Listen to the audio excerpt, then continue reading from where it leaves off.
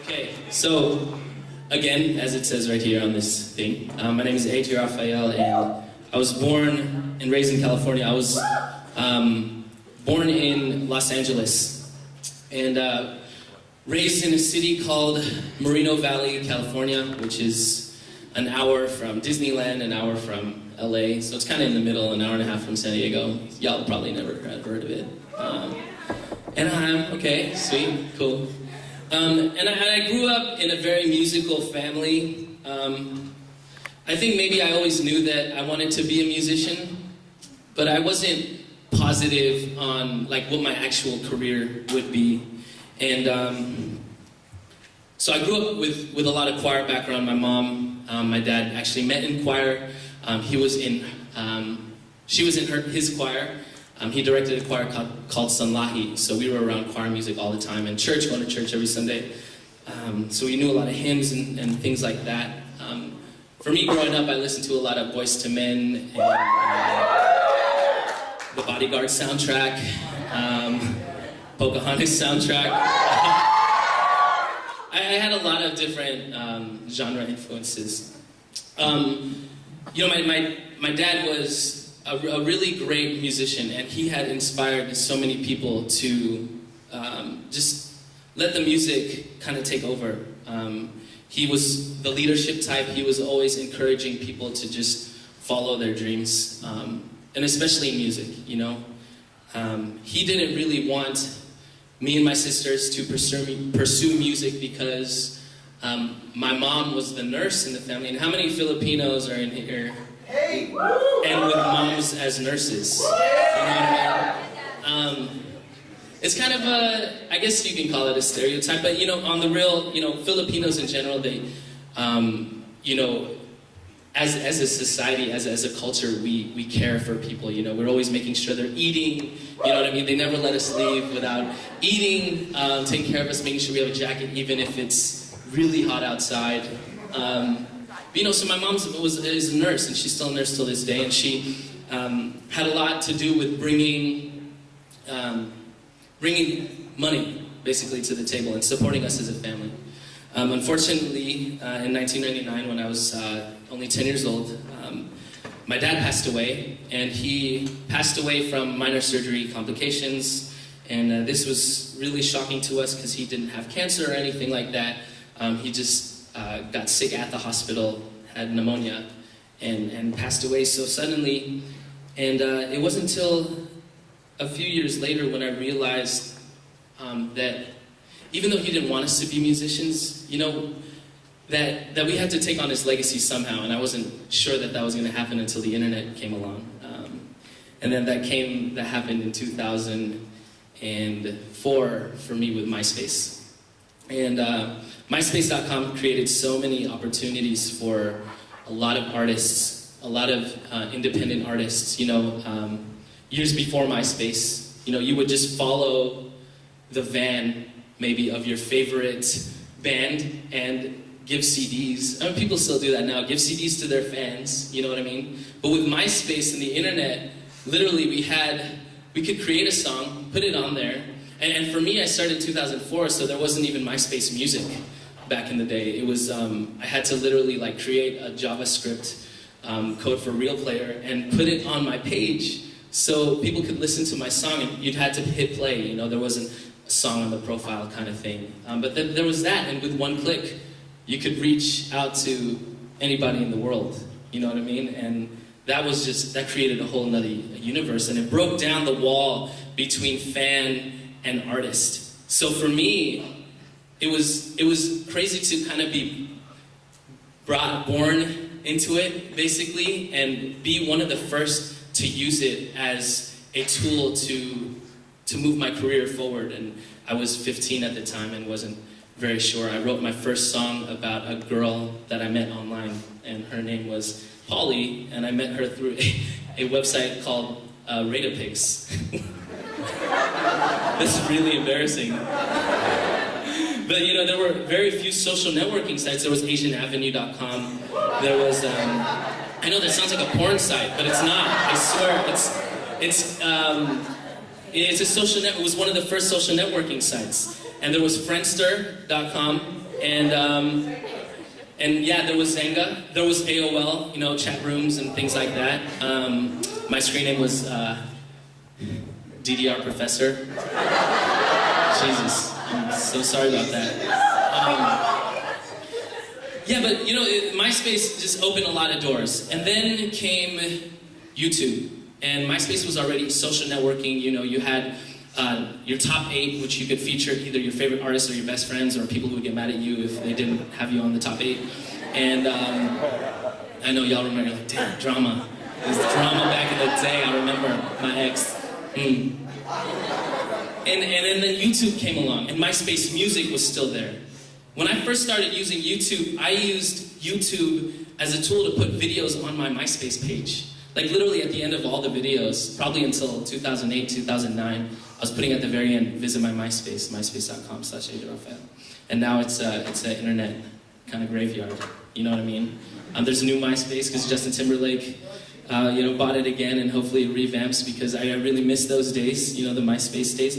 But even back then, I was having a problem with what am I doing here online and spreading music and not really making that much money. And first of all, there's not a lot of Asian Americans in mainstream, even till now, especially back then, years ago. It really shocks me, or surprises me still, that an Asian person is on a primetime TV show like Glee and has lines. You know what I mean? And it's not a stereotypical role, really. You know, Mike Chang, who played, or Harry Shum Jr., who played Mike Chang, you know, when he started getting roles, we were all surprised, you know what I mean? But, you know, for me, it's always kind of been like, you know, but we're all human beings and they're all equally as talented. Why can't we just say, instead of someone saying, oh, you know that Asian on Glee, can we, you know, I'm hoping for the time when it gets to, oh, do you remember that really talented dancer on Glee, who also sang a little bit and had a really crazy storyline about his dad stereotypically not liking art and didn't let him do dancing. You know what I mean? You know, like, we're kind of waiting for a time. So for me, being in this kind of pool of Asian Americans, it was hard for me to kind of figure out who I was, really. Not only who I am as an artist, but who I am as an Asian American, as a Filipino American. You know, and it's really tough because, you know, our parents, for those of you who are second generation Philams or Asian Americans, you know, our parents kind of came here maybe because the grass was greener on the other side, you know what I mean? And they wanted to come here and live a better life because my mom and my dad lived in straight up poverty, you know what I mean? And I think a lot of people don't really understand, you know, like for the parents who lived and grew up here, you know, how much better it was here in America.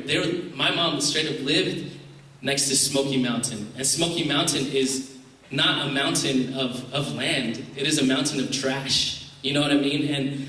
And it's still there. It's, you know, it's gone down, but it used to just be a mountain of trash, and my mom used to have to go there for food and things like that. But, you know, being here, being Filipino American, we're kind of the first, especially Filipino Americans, we're the first generation of Filipino Americans. You know what I mean? So to me, it's kind of figuring out who I am, who do I associate with, you know what I mean? And as a culture. I recently just went to the Philippines for this tour called Bayani Tour. And it was a tour for Filipino Americans to get back in touch with their roots. And there was 25 of us, including Joseph Vincent, who I heard you guys just, and Jeremy Passion, who was one of the first to do it ever online. He released a video of him singing My Boo with this girl, and it became, you know, a viral hit back then, and that was only in 2004, 2005. So yeah, we reconnected with our roots. And you know, I really think a big part of who you are is finding out where your parents are from. You know, and seeing the different cultures, because I know a lot of Filipinos who've never had Filipino food, you know, and they call themselves whitewashed or whatever that term is. But you know, they don't know a single Filipino Tagalog word. You know, they don't know what tinikling is. You know what I mean? And I think it's just important for you so you can find that and all the little different cultural things, you know, like the foods, like sinigang and all that stuff, you know, all the stuff that is great and that is exclusive to your culture. Yeah, like balut with, you know, duck fetus, and yeah, it's not really that great. You know, things like that. It helps just you identify yourself, and it makes you unique as a person, and be able to relate to other people. It's not a problem to relate with somebody just because they're Filipino, you know what I mean? It's because you guys grew up with the same values and the same cultures and the same grandma, the same nanay, telling you what to do, you know, and telling you to eat a lot. And I think it's really just about being proud of where you came from, and not just being closed-minded and saying, no, I'm American. I mean, yeah, we live here in America. That's our nationality, you know. We stay true to the red, white, and blue. Yeah. America. Thank you for that reminder.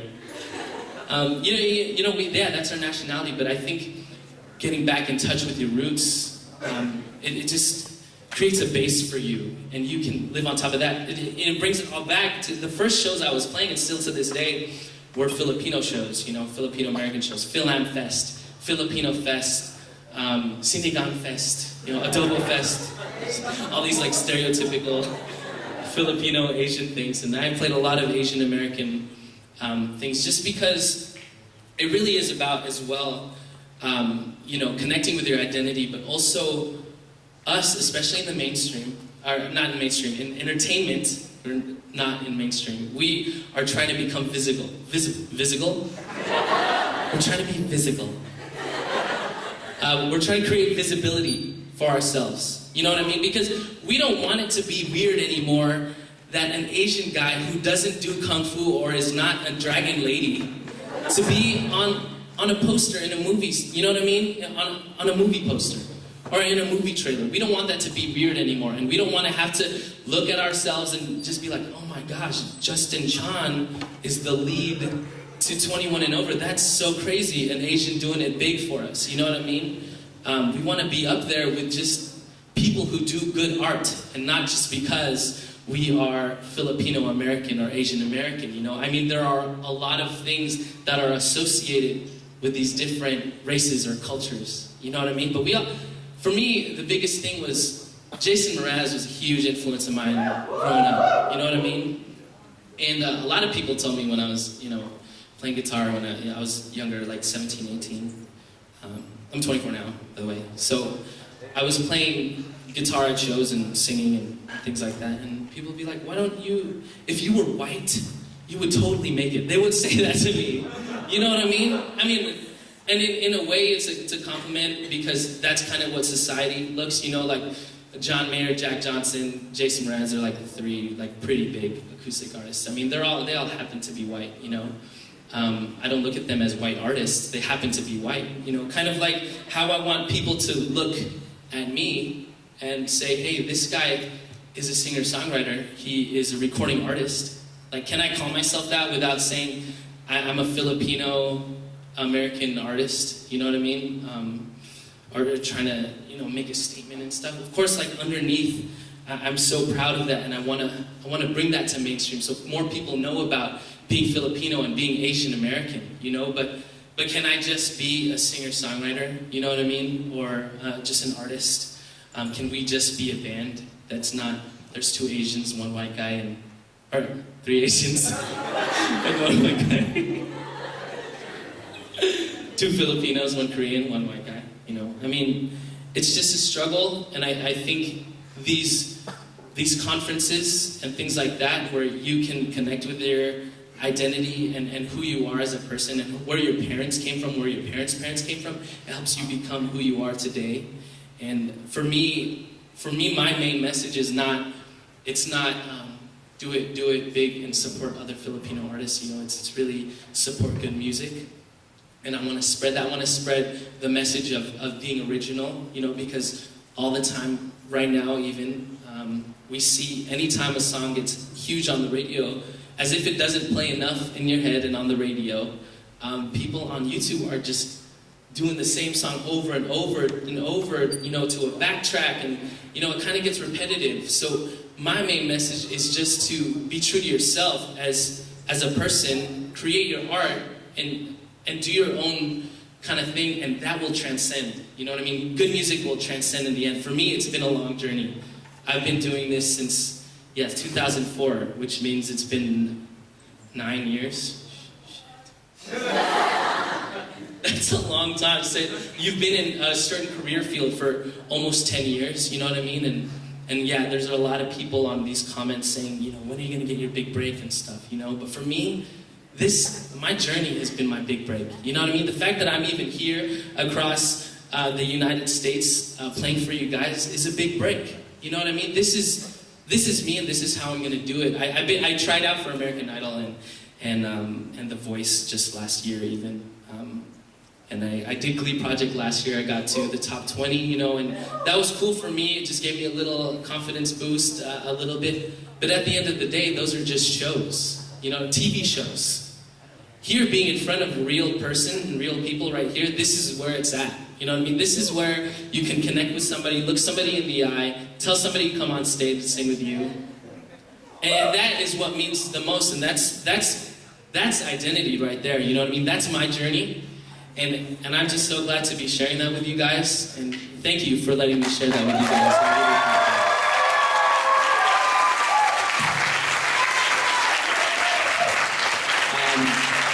I do want to say thank you to Alex Chow. Is that how you say it?